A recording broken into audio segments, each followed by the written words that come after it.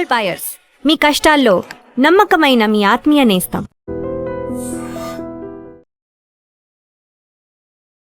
తునిలో చిన్నారి జ్ఞానేశ్వరి మిస్ అయి నెల రోజులవుతుంది.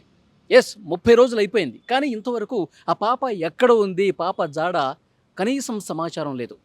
సరిగ్గా 6వ తారీఖు అండి, ఇవాళ జూలై 6, పాప మిస్ అయింది జూన్ 6, నెల రోజులైంది.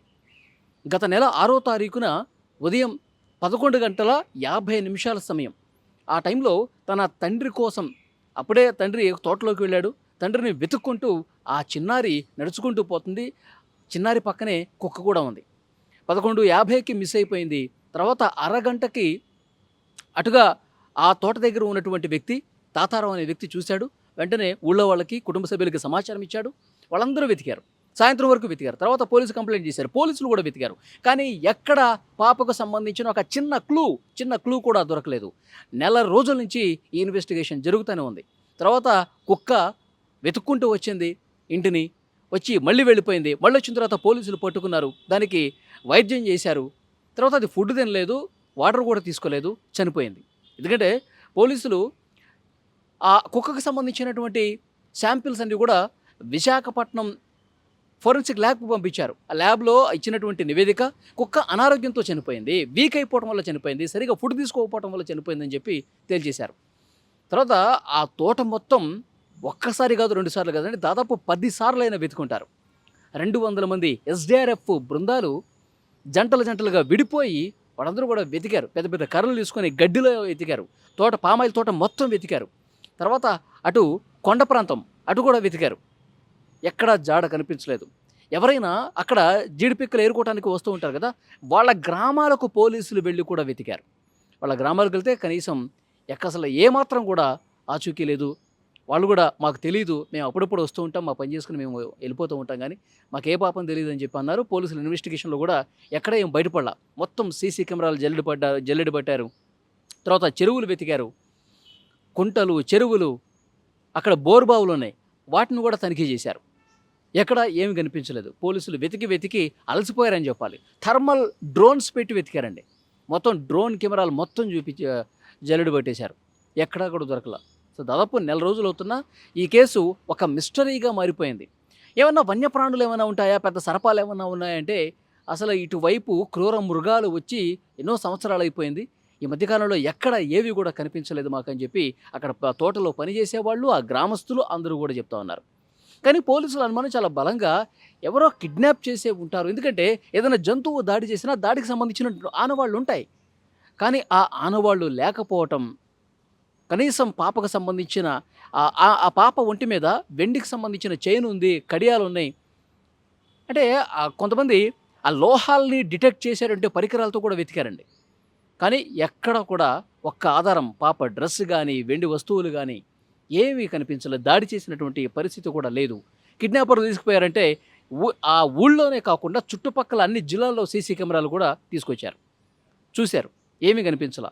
ఆ రోజు ఆటో డ్రైవర్లు ఎవరైనా అనుమానాస్పదంగా ఒక పాపను తీసుకెళ్ళినట్టుగా ఏమైనా కనిపించారా అని కూడా ఆటో డ్రైవర్స్ అందరినీ వెతికారు. అక్కడ కూడా ఎలాంటి జాడ కనిపించలేదు. సో పోలీసులు నిజంగా ఇన్వెస్టిగేట్ చేస్తున్నాము, అన్ని కోణాల్లో పరిశీలిస్తున్నాము. ఒకానొక సందర్భంలో కుటుంబ సభ్యుల మీద కూడా అనుమానం వ్యక్తం చేశారు. కుటుంబ సభ్యులు అంటే తల్లిదండ్రులు ఎవరైనా వీళ్ళెవరైనా గొడవలు ఉన్నాయా, ఒకరి మీద ఒకరికి ఏమైనా కోపాలు ఉన్నాయా, ఈ కోణంలో కూడా దర్యాప్తు చేశారు. కానీ ఏమి కనిపించలా. నెల రోజులు అవుతుంటే నిజంగా ఆ తల్లి కన్నీళ్లు కార్చి కన్నీళ్లు కూడా రావట్లేదు, కళ్ళలో ఇంకిపోయి ఉంటాయి. అవి ఇంకా ఒక గోడకి కూలబడిపోయి ఇంకా బాధపడుతున్నది. నా చిన్నారి ఎప్పుడు వస్తుంది ఇంటికి? పోలీసులు ఇంతమంది, ఇంత పెద్ద అధికారులు కూడా నా పాప కనిపించట్లేదు, వెతుకుతా ఉన్నారు. ఏదో ఒక రోజు మా పాప దొరుకుతుంది, తీసుకొస్తారు అని చెప్పి, ఇంకా పాప బతికే ఉంది అని చెప్పి ఆ హోప్తో, ఆ ఆశతో కళ్ళు కాయలు కాసేలా వెయిట్ చేస్తూ ఉన్నారు. కానీ అమాయకుడైనటువంటి ఆ తండ్రి ప్రతి ఊరు, ఆ ప్రతి గ్రామం కూడా తిరుగుతూ ఆ చెట్టు పుట్ట కనిపించినటువంటి చెట్టు కల్లా ఒక పోలీసులు మొన్న రిలీజ్ చేశారు కదా గోడ పత్రిక, దాన్ని అతికిస్తూ ఈ పాప ఎక్కడైనా కనిపించిందా, ఈ పాప మా పాపేనండి, తునిలో మిస్ అయిపోయింది కదా, మీరు టీవీలో కూడా చూసుంటారు కదా, మా పాపేనండి, ఎక్కడైనా కనిపించిందా, ఎక్కడైనా కనిపిస్తే చెప్పండి అని చెప్పి అట్నుంచి వచ్చేవాళ్ళు ఇట్నుంచి పోయేవాళ్ళు అందరినీ కూడా వెతుక్కుంటూ పోస్టర్లు అతికించుకుంటూ పిచ్చోడైపోతున్నటువంటి పరిస్థితి ఉంది. కానీ నిజంగా పోలీసులకు మాత్రం ఇదొక మిస్టరీ కేసుగానే తయారైంది.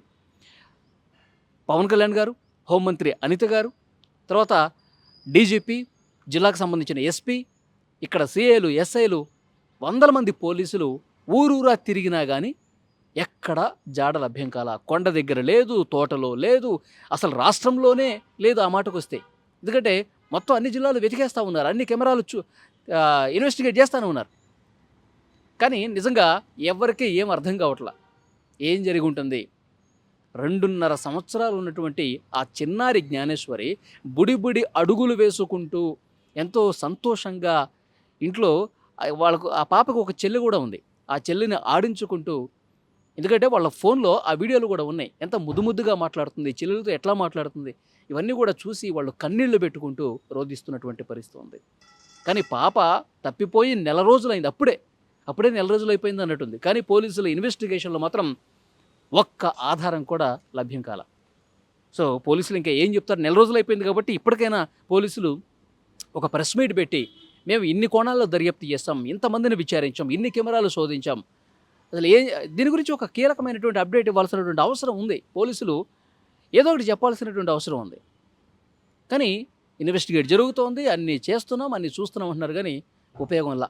కుటుంబ సభ్యులు మాత్రం తీవ్రమైనటువంటి ఆవేదనలో ఉన్నారు.